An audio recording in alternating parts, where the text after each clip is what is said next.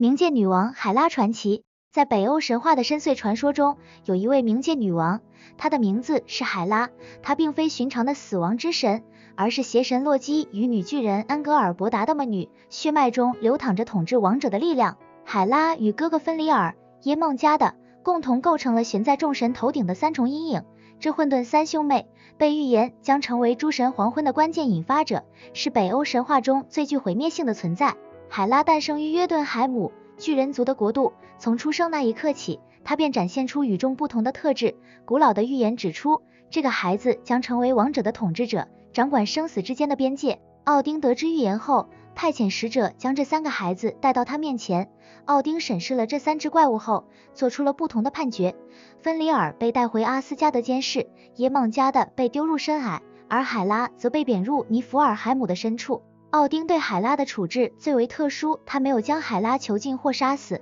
而是赋予了他统治王者的权利。这一决定表面上是惩罚，实则是将一个潜在的威胁转化为维持宇宙秩序的一部分。海拉的外貌极具二元对立性，她的一半身躯是活泼健康的肤色，美丽动人，另一半却是腐烂青紫的死尸之色，狰狞可怖。这种半生半死的形象是北欧神话对死亡本质的具象化表达。死亡并非单纯的终结，而是生与死的交界，过渡与共存。海拉的容貌本身就是一个深刻的哲学命题，生与死从未截然分离，它们是人类存在的两面，永远交织在一起。海拉的名字在古诺斯语中意为隐藏或掩盖，与现代英语中的地狱同源，但北欧神话中的海拉与基督教中的地狱概念完全不同。海拉的冥界并非惩罚罪人的场所，而是一个中立的存在。海拉统治的冥界名为赫尔海姆，位于世界之树尤科特拉希尔的最底层，与尼弗尔海姆相连。这是一个寒冷、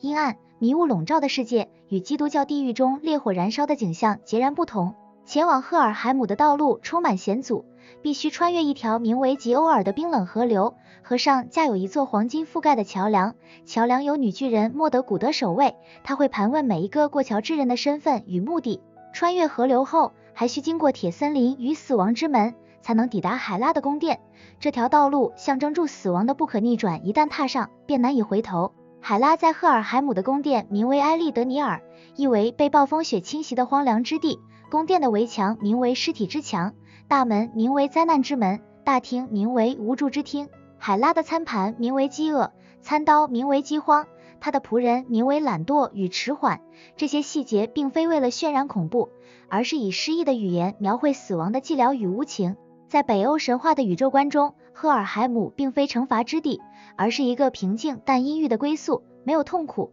但也没有喜悦，所有非战死之人皆归于海拉的管辖。海拉在北欧神话中最著名的故事，莫过于光明之神巴德尔之死。巴德尔是奥丁与弗利嘉之子，是众神中最纯洁、最受爱戴的存在。当巴德尔梦见自己将遭遇不测时，母亲弗利嘉要求世间万物发誓不伤害巴德尔，唯独一棵胡寄生幼苗因过于弱小而被忽略。诡计之神洛基利用这个漏洞，将胡寄生制成长矛，引导巴德尔的盲眼兄弟霍德尔将其掷向巴德尔，巴德尔应声倒地身亡，整个世界陷入黑暗与哀悼。众神无法接受巴德尔的死亡，奥丁之子赫尔墨德骑上奥丁的八足神马斯雷普尼尔，跋涉9天9夜，穿越吉欧尔河与吉亚拉尔布鲁桥，抵达赫尔海姆。当赫尔墨德抵达海拉的宫殿时，他看到了巴德尔坐在大厅的主位上。赫尔墨德向海拉提出请求，希望以众神的名义换回巴德尔。海拉听完请求后，平静地说出了他著名的条件：如果世间万物无论死活都为巴德尔哭泣，我就让他返回生者的世界，但只要有一物不为他流泪，他就必须永远留在冥界。赫尔墨德带着这个条件返回阿斯加德，众神奔走四方，呼吁万物为巴德尔哭泣。石头、金属、树木、野兽，一切皆为这位光明之神流下了眼泪。然而当众神以为巴德尔即将复活时，他们在一个洞穴中发现了一位名为索克的女巨人。索克拒绝流泪，冷冷地说：让海拉留住她所拥有的一切吧，我从未从巴德尔那里得到过任何好处。后来众神才发现，这位女巨人正是洛基的伪装，巴德尔因此永远留在了赫尔海姆。众神失去了光明，诸神黄昏的阴影开始笼罩9界。在这段故事中，海拉的角色并非邪恶，而是命运的执行者。她没有主动伤害任何人，只是恪守规则。她的条件看似苛刻，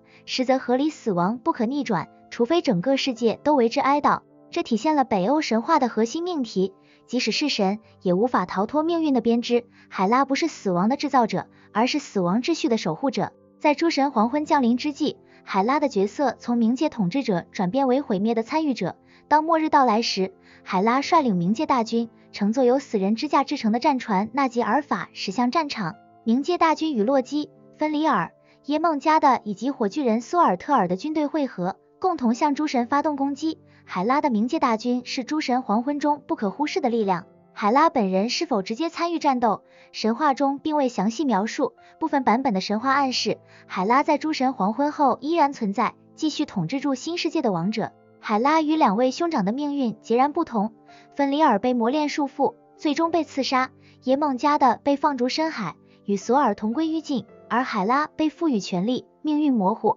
可能永恒统治。海拉最核心的象征意义在于死亡的中立性，在北欧神话中，死亡并非惩罚，而是生命的必然归宿。海拉作为冥界统治者，既不奖赏也不惩罚亡者，只是维持死亡秩序的公正运行。海拉半生半死的形象表达了深刻的哲学命题，生与死从未截然分离，它们是人类存在的两面，即使在死亡中，生命的痕迹依然存在，即使在生命中，死亡也从未远离。海拉在巴德尔故事中的角色，体现了北欧神话最核心的命题，命运的不可逆转。她的条件并非恶意，而是宇宙法则的体现。海拉在北欧神话中从未表现出邪恶或恶意，她恪守规则，从不滥用权力，对巴德尔的交涉表现出公正与理性。海拉的形象打破了死亡之神必为邪恶的神话惯例。海拉的形象在维京时代的物质文化中留下了印记，部分哥德兰岛的图像石上出现了疑似描绘赫尔墨德骑马穿越冥界桥梁的场景，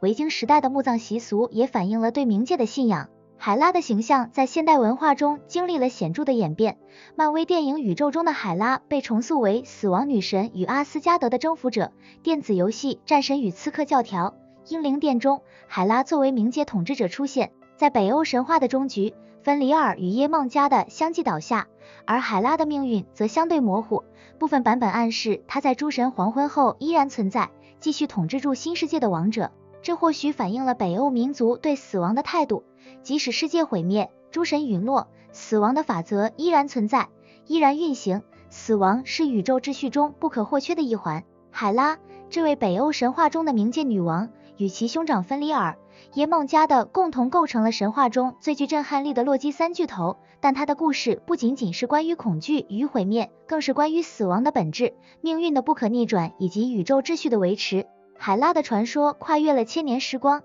依然在人类文化中回响。她半生半死的形象成为了生与死二元对立的永恒象征，她对巴德尔的公正裁决成为了北欧神话命运观的缩影。海拉的故事最终告诉我们，死亡不是邪恶，而是秩序；不是惩罚，而是归宿。在生与死的交界处，这位半生半死的女王静静守护住人类最终的安宁。